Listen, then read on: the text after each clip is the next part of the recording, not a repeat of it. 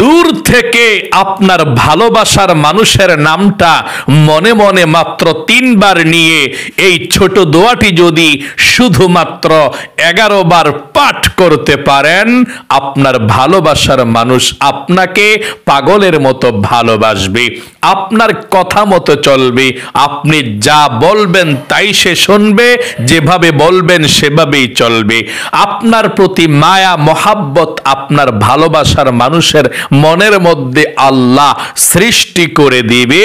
তাই আপনি দূর থেকে এই ছোট দোয়াটি পড়ে আপনার ভালোবাসার মানুষের মনের মধ্যে আপনার প্রতি যদি মায়া মহাব্বত ভালোবাসা সৃষ্টি করতে চান, তাহলে এই আমলটি আপনার জন্যে।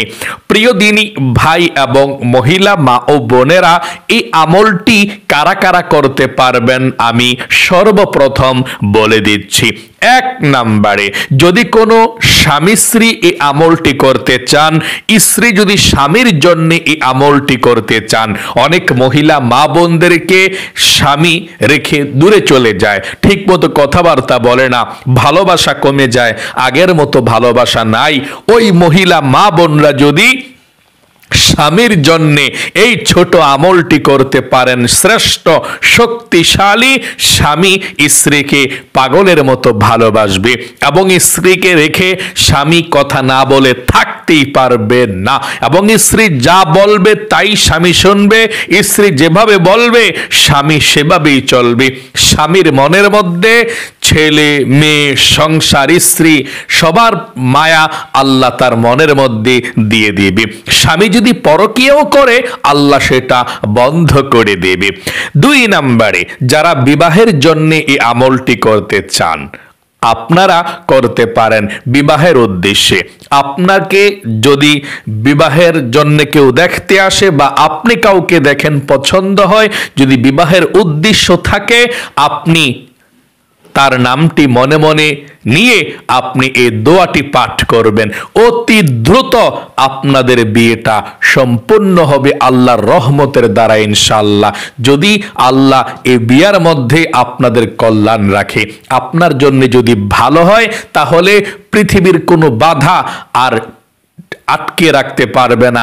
অতি দ্রুত বিবাহটা হয়ে যাবে ইনশাআল্লাহ, এবং দুনো পক্ষেই রাজি হয়ে যাবে, কোনো বাধা বিপত্তি থাকবে না। এবং আপনার অফিসের বস যদি আপনাকে টাকা পয়সা না দেয়, আপনাকে ভালো না জানে, আপনি অফিসের বসের জন্যেও এই আমলটি করতে পারেন।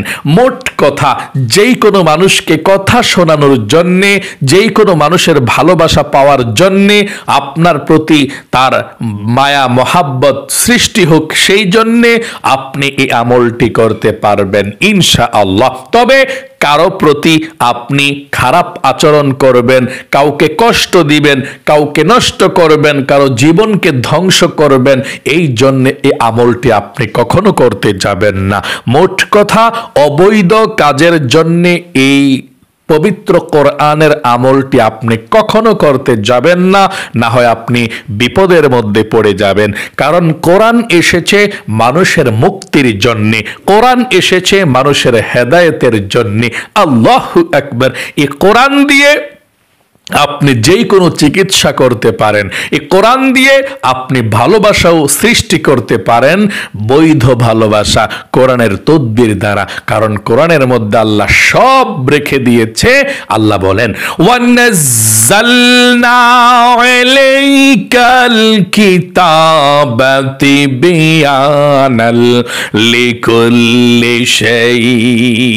এমন কোনো বিষয় নাই যে আল্লাহ কোরআনুল কারীমের মধ্যে রেখে দেয় নাই। সকল সমস্যার সমাধান আল্লাহ সুস্পষ্টভাবে আল্লাহ কোরআনুল কারীমের মধ্যে রেখে দিয়েছেন। আল্লাহু আকবার। সকল সমস্যার সমাধান দিতে পারে আল কোরআন। আমলটি আপনারা কখন কিভাবে করবেন শুনুন। আমার প্রত্যেকটা ভাই এবং মহিলা মা বোনদেরকে বলবো, আমলটি আপনি বিশ্বাসের সহিত আমলটি করতে হবে। আল্লাহর প্রতি ভালোবাসা রেখে আমলটি করবেন। কোরআনি আমল কখনো বৃথা যেতে পারে না। আমলটি করবেন আর আপনার ভালোবাসার মানুষ ছটপট করতে থাকবে আপনার সঙ্গে কথা বলার জন্যে।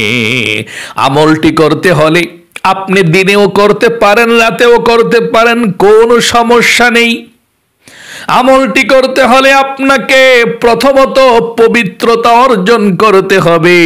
আত্মহুরু শাতরুল ঈমান, পবিত্রতাই হচ্ছে ঈমানের অংশ। এই জন্যে প্রথমে আপনি পবিত্রতা অর্জন করবেন আমলটি করতে হলে।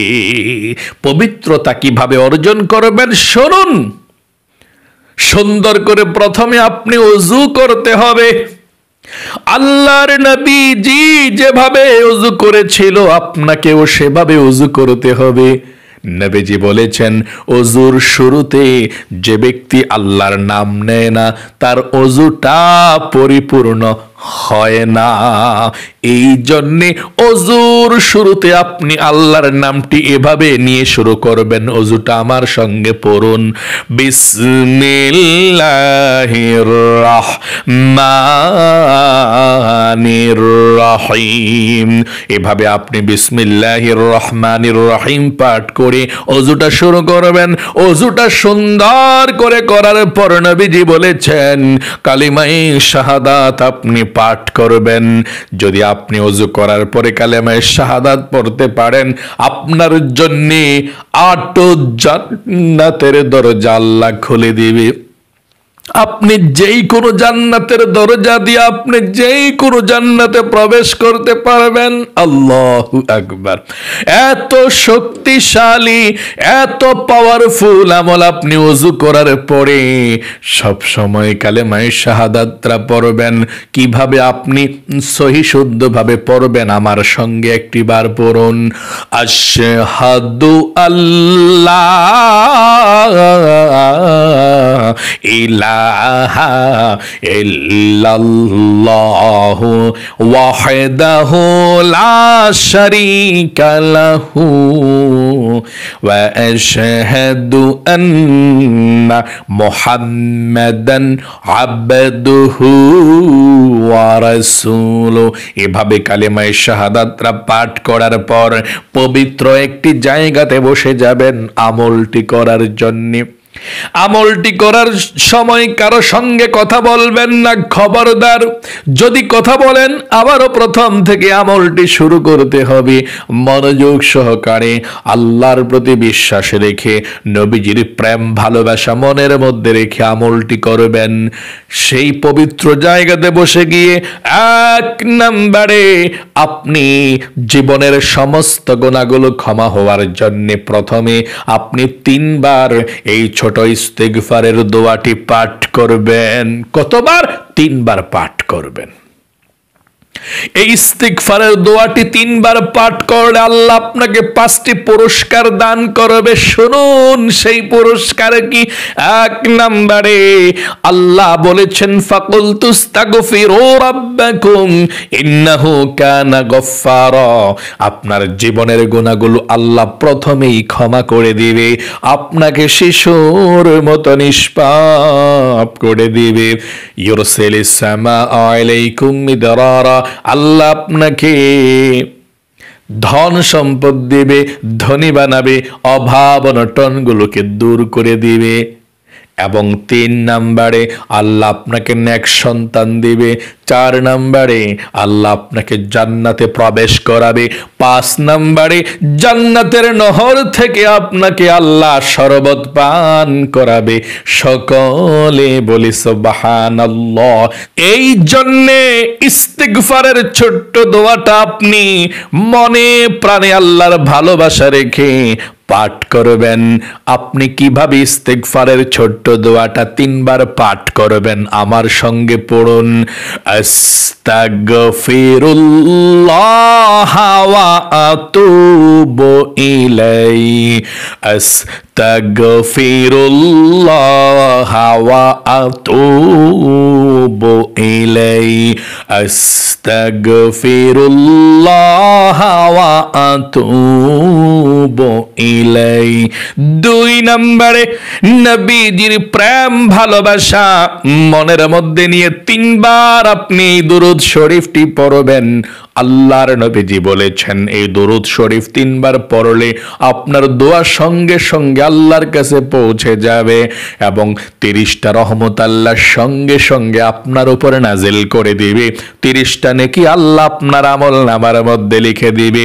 30টা গুনাহকে আল্লাহ আপনার আমলনামা থেকে কেটে দিবে এবং একজন ফেরেশতা নবীজির রওজায় আপনার দুরূদের হাদিয়াটা নিয়ে পৌঁছে যাবে।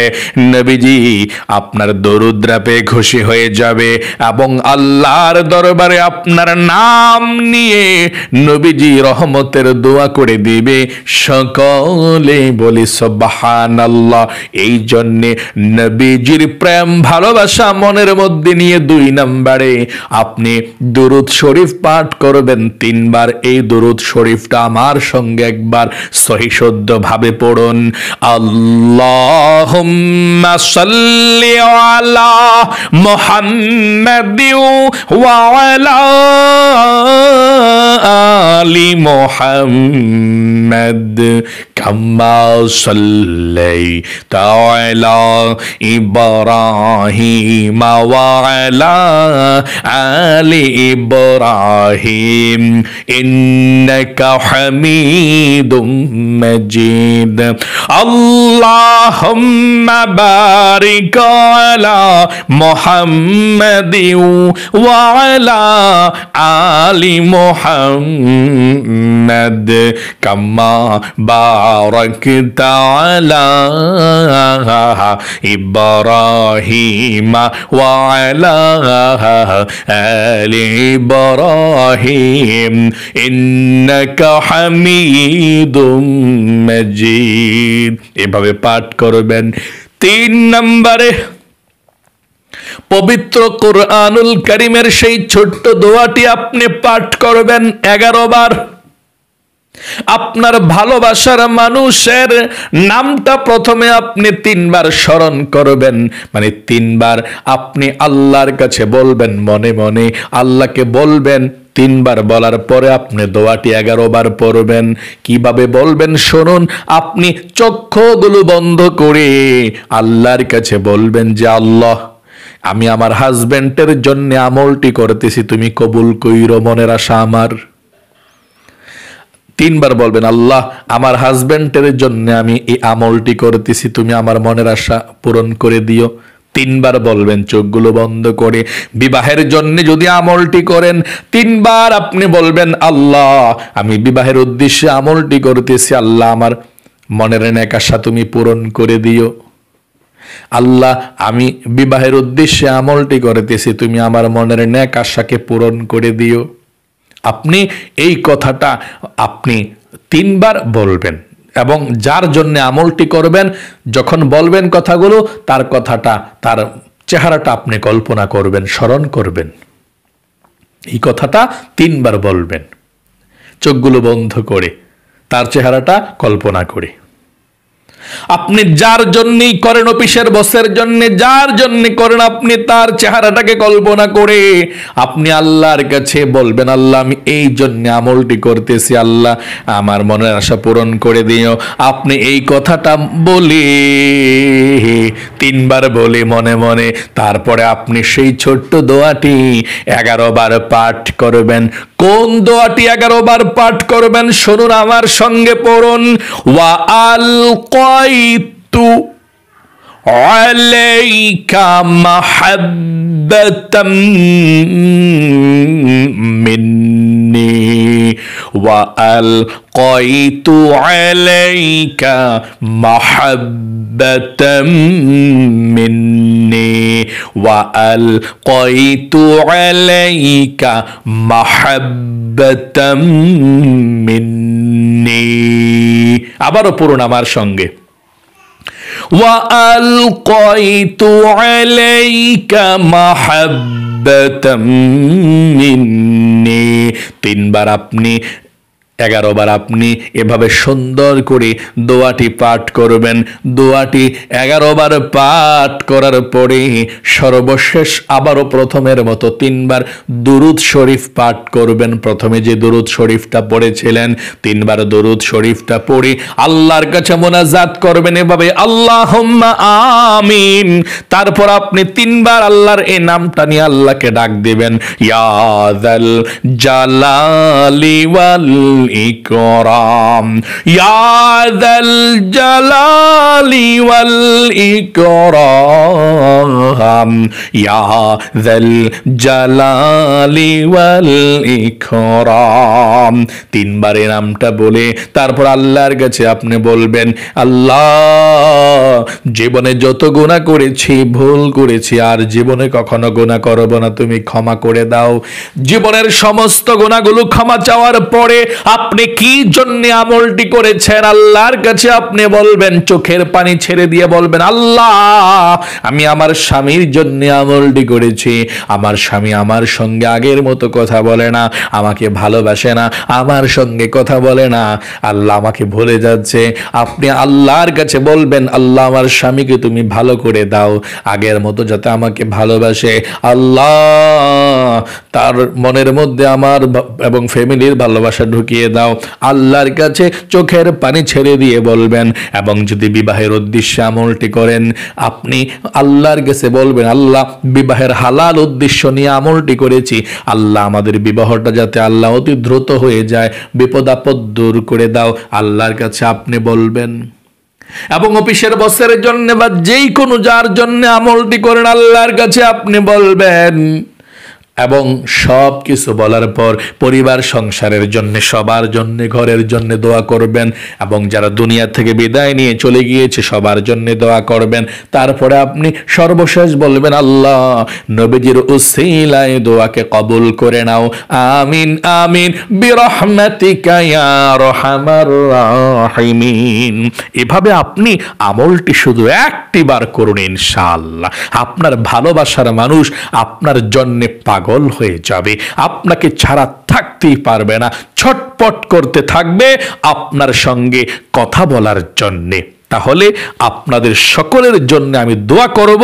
আপনারা যারা যারা কমেন্ট বক্সের মধ্যে আপনাদের নামগুলো লিখবেন অথবা আমিন লিখবেন, যারা পারেন নাম লিখবেন আপনাদের, আর যারা নাম না পারেন আমিন লিখবেন।